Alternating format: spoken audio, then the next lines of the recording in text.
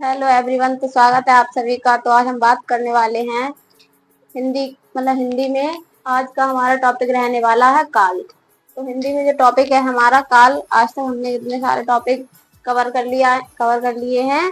तो आज हम काल के बारे में जानेंगे। काल क्या होता है, काल कितने प्रकार के होते हैं, काल के कितने भेद होते हैं, वो सभी आज हम बात करने वाले हैं। तो वीडियो को लास्ट तक देखते रहें। बिल्कुल विस्तार से समझाने वाले हैं, व्याख्यात्मक रूप से। तो देखो कि काल कहते किसे हैं, काल की परिभाषा क्या होती है। काल क्या है, यानी क्रिया के जिस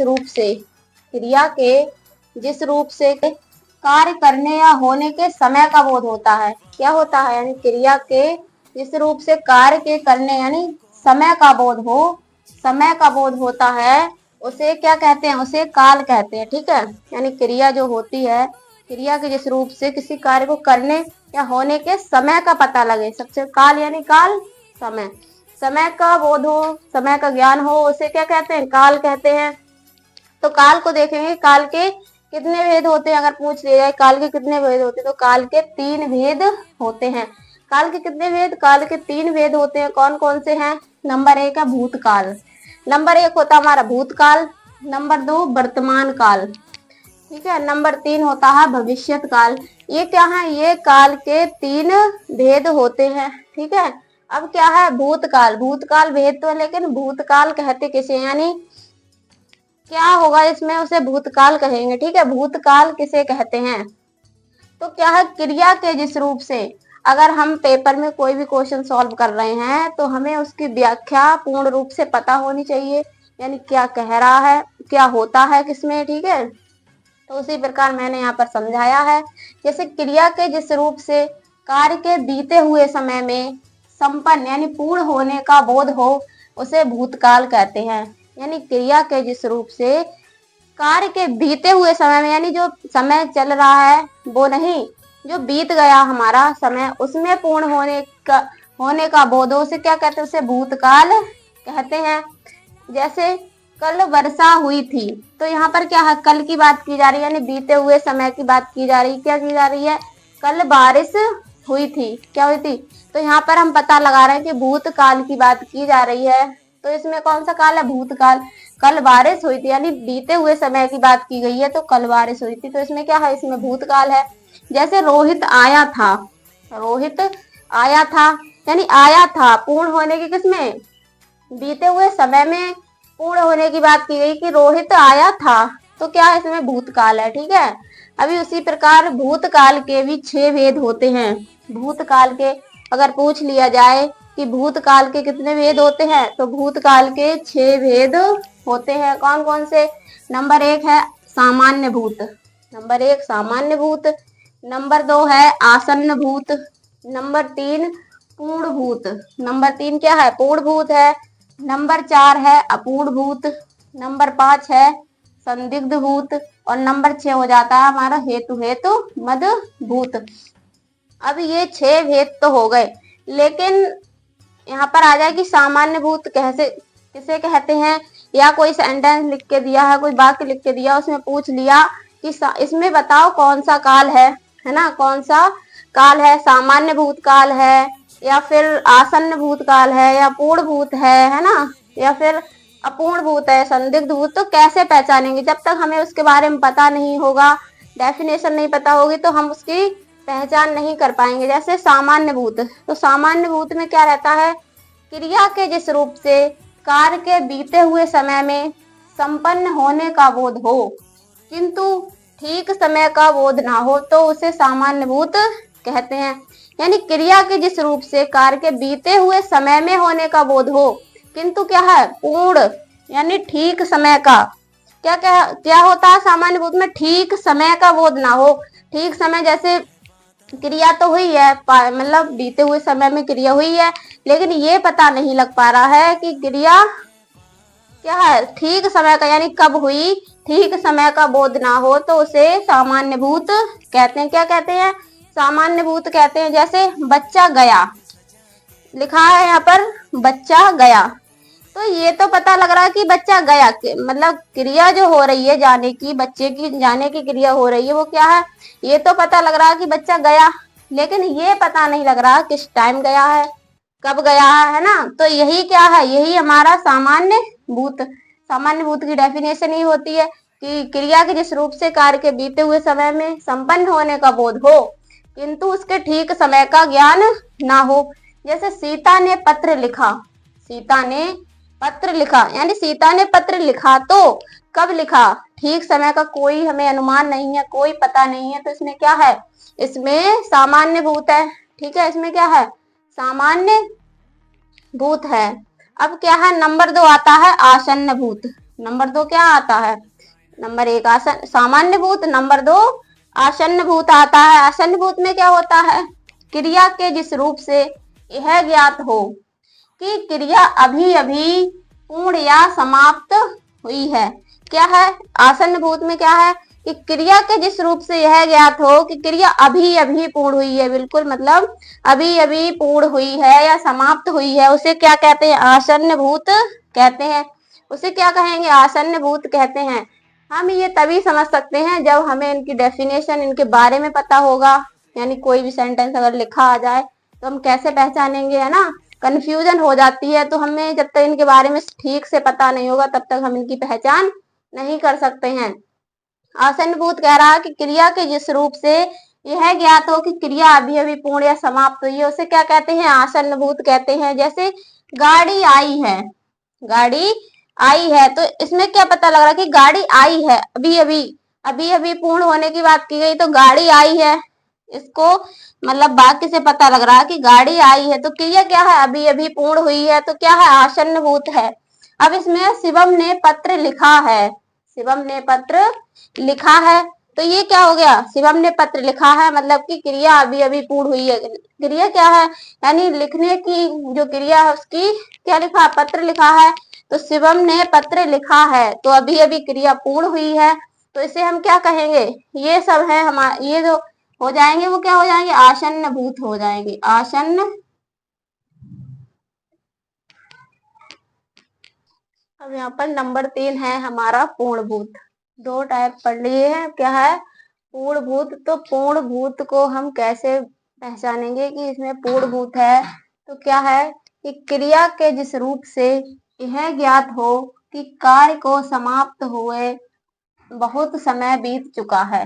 क्या है, पूर्ण भूत में क्या होता है कि क्रिया के जिस रूप से यह ज्ञात हो कि कार्य समाप्त हुए बहुत समय बीत चुका है, उसे क्या कहते हैं, उसे पूर्ण भूत कहते हैं। क्या कहते हैं, पूर्ण भूत कहते हैं। जैसे लिखा है यहाँ पर, गाड़ी आई थी, क्या है, गाड़ी आई थी, तो गाड़ी आने का मतलब जो क्रिया हो रही है वो उसमें पता लग रहा है कि इसको किए हुए बहुत समय बीत चुका है। गाड़ी आई थी, हमें पता नहीं है कि कब आई थी, तो क्या है, इसमें टाइम मतलब बीत चुका है, कार्य को समाप्त हुए बहुत समय बीत चुका है, उसे क्या कहते हैं, पूर्ण भूत। तो इसमें क्या है, पूर्ण भूत।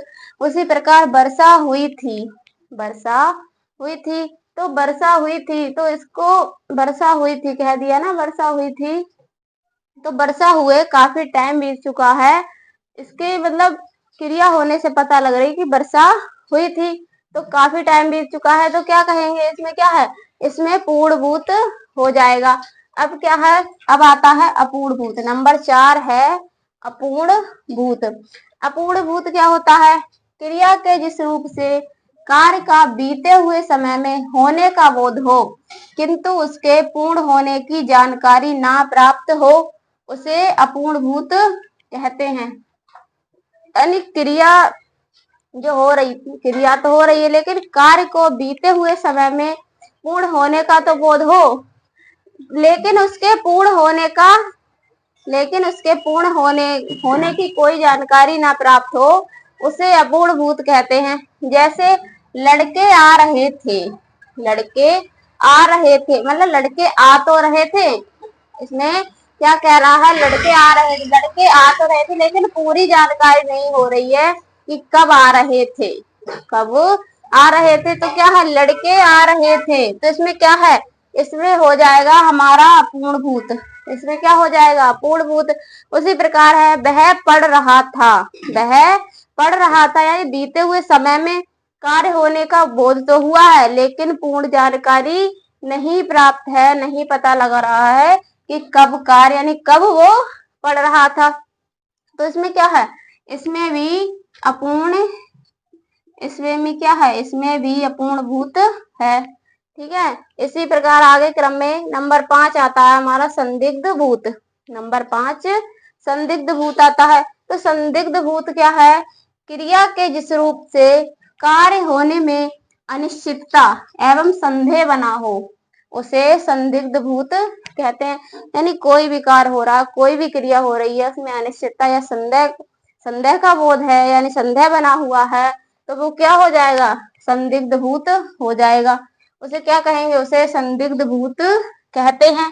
जैसे बच्चा आया होगा, इसमें मतलब संदेह है, बच्चा आया होगा, बच्चा आया होगा, क्या है कि बच्चा आया होगा, हम ये इसमें संदेह है, हम पता नहीं लगा पा रहे कि आया होगा नहीं आया होगा, कि एक कंफ्यूजन सी है, संदेह है, अनिश्चितता है, तो वो क्या है, इसमें संदिग्ध भूत है। इसमें कौन सा है, इसमें कौन सा काल है, भूतकाल का संदिग्ध भूत है। उसी प्रकार है सानू ने गाया होगा, सानू ने गाया होगा, क्या है कि सानू ने गाया भी होगा, यानी सानू ने गाया होगा, तो इसमें भी क्या है, इसमें भी संदेह बना हुआ है, तो ये भी हमारा संदिग्ध, ये भी क्या है, ये भी संदिग्ध भूत, संदिग्ध भूत का उदाहरण है। उसी प्रकार है नंबर 6, नंबर 6 क्या, हेतु हेतु मद भूत। नंबर 6 आ जाता हेतु हेतु मद भूत। अब क्या है, हेतु का अर्थ क्या होता है, हेतु जो होता है हमारा, हेतु का अर्थ होता है कारण, हेतु का अर्थ होता है कारण। क्या है कि जब एक क्रिया के होने या ना होने पर, जब एक क्रिया के होने या ना होने पर दूसरी क्रिया का होना या ना होना निर्भर करता हो, तो उसे क्या कहेंगे, उसे हेतु हेतु मदभूत कहते हैं। यानी एक क्रिया हो रही है या नहीं हो रही है, वो क्या है, दूसरी क्रिया पर निर्भर करे कि हो रही है या ना हो रही है, तो क्या है कि उसमें हेतु हेतु मदभूत होता है। जैसे यदि तुमने मेहनत की होती, यदि तुमने क्या है, मेहनत की होती तो पास हो जाते, तो पास हो जाते, तो क्या है यहाँ पर पास, पास हो जाते कब, जब तुमने मेहनत की होती, पहली क्रिया है मेहनत करना, दूसरी क्रिया है पास होना। जब तुमने मेहनत की होती तो क्या है, तुम पास हो जाते। ठीक है, तो वही कहा गया है कि जब एक क्रिया का होना या ना होना दूसरी क्रिया के होने या ना होने पर निर्भर करता है, तो उसे हेतु हेतु मजबूत कहते हैं। उसी प्रकार है यदि वह आता, यदि यदि वह आता तो मैं जाता, यानी उसके आने पर मेरा जाना निर्भर है। तो क्या है, इसमें भी हेतु हेतु मजबूत है, यानी यदि वह आता तो मैं जाता, यानी एक क्रिया का होना या ना होना दूसरी क्रिया पर निर्भर, दूसरी क्रिया के होने या ना होने पर निर्भर करता है, तो उसमें क्या होता है, उसमें हेतु हेतु मजबूत मजबूत होता है। क्या होता है, हेतु हेतु मजबूत। तो हेतु का अर्थ ही होता है कारण, मतलब हेतु का अर्थ ही क्या होता है, कारण होता है। अब हम करने वाले हैं वर्तमान काल। अब नंबर 2 है यहाँ पर हमारा वर्तमान काल। क्या है, वर्तमान काल, यानी हमने भूतकाल कंप्लीट कर लिया है, हम पढ़ चुके हैं। अब आ जाता है हमारा वर्तमान काल। क्रिया मतलब वर्तमान काल में क्या होता है, क्रिया के जिस रूप से कार्य का वर्तमान समय में संपन्न होने का बोध हो उसे क्या कहते हैं, उसे वर्तमान काल कहते हैं। यानी जो हम क्रिया कर रहे हैं, कार्य कर रहे हैं, वो वर्तमान समय में ही संपन्न हो रहा है, यानी पूर्ण हो रहा है, तो उसे क्या, वो वर्तमान काल में आ जाता है। अब क्या है, जैसे कह दिया जाए मैं विद्यालय जाता हूँ, मैं विद्यालय जाता हूँ, तो प्रेजेंट की बात की जा रही है कि मैं विद्यालय जाता हूँ। और क्या, रोहन खा रहा है, इस प्रकार के उदाहरण मिल जाते हैं। तो ये क्या है, ये वर्तमान काल के उदाहरण होते हैं, मैं जाता हूँ, रोहन खा रहा है, सीता पढ़ रही है, आदि इसी प्रकार से होते हैं। अब क्या है कि वर्तमान काल के 5 वेद होते हैं। वर्तमान काल के कितने वेद होते हैं, 5 वेद होते हैं। और भूतकाल के कितने वेद होते हैं, 6 वेद होते हैं। तो यहाँ पर वर्तमान काल है, तो वर्तमान काल के कितने भेद हैं? 5 भेद हैं। तो देख लीजिए कौन कौन से होते हैं। नंबर 1 होता है हमारा सामान्य वर्तमान काल। नंबर 1 क्या होता है? सामान्य वर्तमान काल। नंबर 2 होता है तात्कालिक वर्तमान काल। नंबर 2 तात्कालिक वर्तमान काल।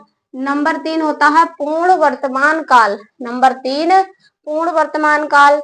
और नंबर 4 होता है संदिग्ध वर्तमान काल। फिर नंबर 5 आ जाता है हमारा संभाव्य वर्तमान काल। ये तो हमारे वर्तमान काल के 5 भेद हो जाते हैं। अब जैसे ये भेद तो हो गए, लेकिन इनको कैसे पता करेंगे कि ये सामान्य वर्तमान ही है या फिर तात्कालिक वर्तमान ही है और ये उदाहरण है उनमें से कोई है? तो नंबर 1 सामान्य वर्तमान काल किसे कहते हैं? यानी सामान्य वर्तमान काल है वो क्या होगा? जैसे क्रिया का वह रूप जिससे क्रिया का वर्तमान में होना पाया जाए, मतलब क्रिया जो कार्य कर रहे हैं उसका क्या है? सामान्य वर्तमान में जो वर्तमान में होना पाया जाए उसे क्या कहेंगे? उसे सामान्य वर्तमान काल कहलाता है। जैसे राम पढ़ता है, राम क्या करता है? राम पढ़ता है। ताती ते तो वैसे भी जानते हैं कि वर्तमान काल में ही आते हैं। तो राम पढ़ता है ये वर्तमान काल की बात है। और फिर क्या? बच्चे खेलते हैं, ये भी सामान्य वर्तमान के उदाहरण हैं। फिर नंबर 2 आता है हमारा तात्कालिक वर्तमान। नंबर 2 क्या है? तात्कालिक वर्तमान। तो तात्कालिक वर्तमान क्या होगा? क्रिया के जिस रूप से कार्य के होने या करने की निरंतरता का बोध हो उसे अपूर्ण या तात्कालिक वर्तमान काल कहते हैं। यानी जो कार्य हो रहा है हमारा निरंतरता, यानी लगातार कार्य होने का बोध हो, निरंतरता कार्य को निरंतर होने का बोध हो, उसे अपूर्ण या तात्कालिक वर्तमान, यानी कि कार्य हो रहा है वो पूर्ण नहीं है तो क्या है? अपूर्ण या तात्कालिक वर्तमान काल कहते हैं। जैसे जैसे यहाँ आ जाए कि पक्षी उड़ रहे हैं, तो पक्षी उड़ रहे हैं तो उड़ने की क्रिया उनकी निरंतर है, जारी है, मतलब लगातार हो रही है, पक्षी उड़ रहे हैं। तो इसमें क्या है? इसमें तात्कालिक वर्तमान है। वह खा रही है, लिखा है कि वह खा रही है, पक्षी उड़ रहे हैं, श्याम पढ़ रहा है ना। तो इस प्रकार के कोई भी उदाहरण आ जाते हैं। मोहन जा रहा है, कुछ भी कह दिया जाए, जा रहा है, रही है, यानी कि हमारा जो कार्य है, क्रिया हो रही है वो निरंतर हो रही है, लगातार क्रिया जारी है। तो वो क्या है? तात्कालिक वर्तमान के उसमें क्या होता है? उसमें तात्कालिक वर्तमान काल होता है। तात्कालिक वर्तमान काल।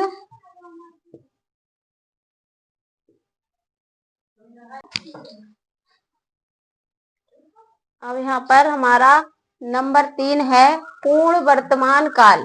क्या है? पूर्ण वर्तमान काल। तो वर्तमान काल के कितने? 5 भेद होते हैं। तो उसमें नंबर 3 है हमारा पूर्ण वर्तमान काल। तो पूर्ण वर्तमान काल किसे कहते हैं? देखो, क्रिया के जिस रूप से कार्य के वर्तमान में पूर्ण होने की जानकारी प्राप्त होती हो उसे क्या कहते हैं? उसे पूर्ण वर्तमान काल कहते हैं। यानी क्रिया जो हो रही है हमारी, कार्य जो हो रहा है वो क्या है कि वर्तमान समय में ही पूर्ण होने की जानकारी प्राप्त हो तो उसे क्या कहते हैं? पूर्ण वर्तमान काल कहते हैं। जैसे बच्चे आए हैं, क्या है? बच्चे आए हैं। तो बच्चे आए हैं ये क्या है? ये हमारा यानी कि पूर्ण वर्तमान काल है, यानी कि जो वर्तमान कार्य जो है वर्तमान में ही पूर्ण होने की जानकारी इससे मिल रही है। इससे पता लग रहा है कि बच्चे आए हैं, बच्चे आए हैं। तो ये इसमें क्या है? पूर्ण वर्तमान काल है इसमें। फिर क्या है? मेरी जेब में 10 रुपए हैं। हमें पता है, पूर्ण रूप से पता है कि मेरी जेब में 10 रुपए हैं। तो ये भी क्या है? ये भी एक पूर्ण वर्तमान काल है। फिर नंबर 4 आता है हमारा संदिग्ध वर्तमान काल। संदिग्ध को तो समझ ही चुके हैं कि संदेह है ना। संदिग्ध क्या है? कि क्रिया के जिस रूप से क्रिया के होने में संदेह प्रकट हो किंतु वह कार्य वर्तमान में हो रहा है इस पर संदेह ना हो तो उसे क्या कहेंगे? संदिग्ध वर्तमान काल कहते हैं। यानी क्रिया जो हो रही है उसमें, यानी क्रिया के होने में संदेह प्रकट तो हो लेकिन वह कार्य वर्तमान में हो रहा है, इस पर संदेह प्रकट ना हो, तो उसे क्या कहेंगे?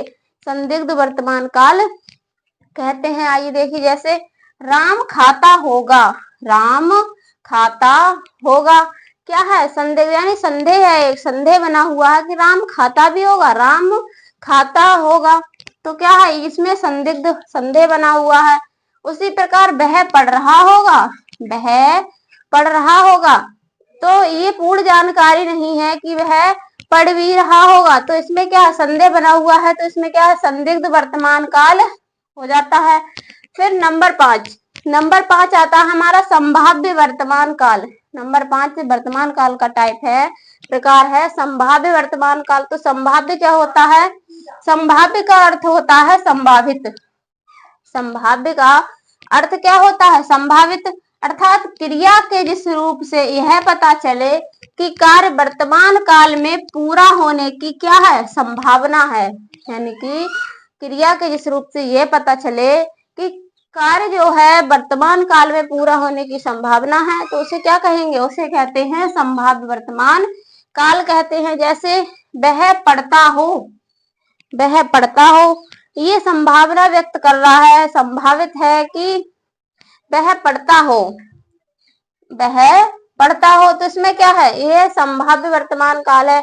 उसी प्रकार है आज वर्षा होगी, आज वर्षा होगी, ऐसा मतलब संभावना की जा रही है कि आज वर्षा होगी, तो ये क्या हो जाते हैं? ये हमारे जो है संभाव्य वर्तमान काल के उदाहरण है। संभाव्य वर्तमान काल क्या है? वर्तमान काल कितने प्रकार के होते हैं? वर्तमान काल 5 प्रकार के होते हैं, वो मैंने यहाँ पर पूरे करा दिए हैं। अब आएगा हमारा भविष्यत काल।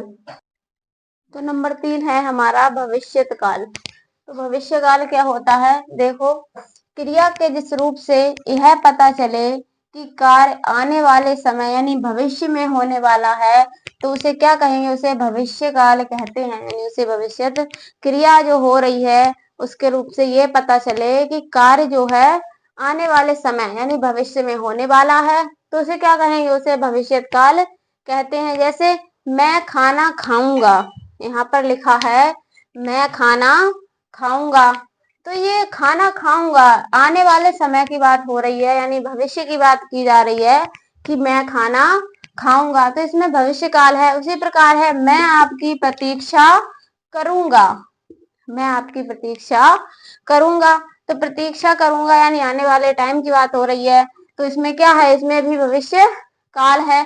उसी प्रकार भविष्य काल के, ये तो नॉर्मल सी बात है, ये है सभी जानते हैं कि भविष्य काल किसे कहते हैं, लेकिन ये है कि पूछ लिया जाए भविष्य काल के कितने भेद होते हैं, तो भविष्य काल के जो है 3 भेद होते हैं। भविष्य काल के कितने भेद होते हैं? वो 3 भेद होते हैं। वो कौन कौन से होते हैं? नंबर 1 है सामान्य भविष्य काल, नंबर 1 होता है सामान्य भविष्य काल, और नंबर 2 होता है संभाव्य भविष्य काल, संभाव्य भविष्य काल, और नंबर 3 होता है हेतु हेतु मद भविष्यत काल। नंबर 3 ये हो जाता है हेतु हेतु मद भविष्यत काल। अब क्या है कि सामान्य भविष्य काल होता क्या है? सामान्य भविष्य काल कैसे पता करेंगे कि इसमें सामान्य भविष्यत काल है? जैसे क्रिया के जिस रूप से यह पता चले कि क्रिया सामान्यता भविष्य में होने वाली है, तो उसे क्या कहेंगे? उसे सामान्य भविष्य काल कहते हैं। यानी कि क्रिया जो है भविष्य में होने वाली है, तो क्या है? सामान्य भविष्य काल है। जैसे शिवम कल दिल्ली जाएगा, तो कल है ना, तो कल दिल्ली जाएगा, इसमें क्या है? आने वाले कल की बात की गई है, दिल्ली जाएगा, ठीक है। उसी प्रकार अध्यापक पाठ पढ़ाएंगे, यानी अध्यापक पाठ पढ़ाएंगे, पढ़ाया नहीं है ना ही पढ़ा रहे हैं, तो क्या है? अध्यापक पाठ पढ़ाएंगे, यानी आने वाले समय की बात की जा रही है, तो इसमें क्या है? इसमें भी सामान्य भविष्य काल है, ठीक है। अब आ जाता है हमारा संभाव्य भविष्य काल। अब क्या आता है? अब आ जाता है संभाव्य भविष्य काल। तो संभाव्य भविष्य काल क्या होता है? क्रिया के जिस रूप से कार्य के भविष्य में होने की संभावना हो, का मतलब क्रिया जो है यानी कोई भी कार्य है उसका क्या है कि भविष्य में होने की संभावना हो तो उसे क्या कहेंगे, उसे कहेंगे संभाव्य भविष्यकाल कहते हैं। जैसे शायद चोर पकड़ा जाए, शायद चोर क्या है, पकड़ा जाए, तो ये संभावना व्यक्त की गई है यहाँ पर कि शायद चोर पकड़ा जाए, तो ये क्या है, संभाव्य भविष्य है। फिर क्या है, कदाचित संध्या को पानी बरसे, यानी पूरी तरह से हमें पता नहीं है, हम एक संभावना किए जा रहे हैं कि कदाचित संध्या यानी शाम को पानी क्या हो, पानी बरसे, कदाचित संध्या को पानी बरसे, तो इसमें भी क्या है, इसमें भी संभाव्य वर्तमान है। फिर आ जाता है हेतु, हेतु मत भविष्य काल। हेतु का अर्थ मैं बता ही चुकी हूँ, क्या होता है, कारण होता है। तो वही है कि क्रिया के जिस रूप से किसी कार्य का पूरा होना किसी दूसरी क्रिया के होने पर निर्भर करे, उसे क्या कहते हैं, उसे हेतु, हेतु मत भविष्य काल कहते हैं। जैसे वह आए तो मैं जाऊं, यानी उसके वह आए, उसके आने पर मेरा जाना निर्भर है, तो क्या है, वह आए तो मैं जाऊं, यह हेतु, हेतु मत भविष्य है। फिर है आप पढ़े तो मैं लिखूं, यानी आप पढ़े तो मैं लिखूं, तो ये दोनों क्या है, ये क्या है, हेतु, हेतु, हेतु, हेतु मत भविष्य के एग्जाम्पल हो गए। इसी प्रकार हम तीनों काल को पूरे चैप्टर में कंप्लीट कर चुके हैं। तो आशा है कि आपको ये पूरा चैप्टर समझ में आ चुका होगा। इसके प्रकार, ये क्या होता है, कितने प्रकार के होते हैं, क्या क्या होता है, मैंने पूरा विस्तार से और व्याख्यात्मक रूप से यहाँ पर करा दिया है। तो आप ये देख सकते हैं, यानी कि काल कितने प्रकार के होते हैं, क्या होता है, वो पूरी जानकारी आप यहाँ से ले सकते हैं।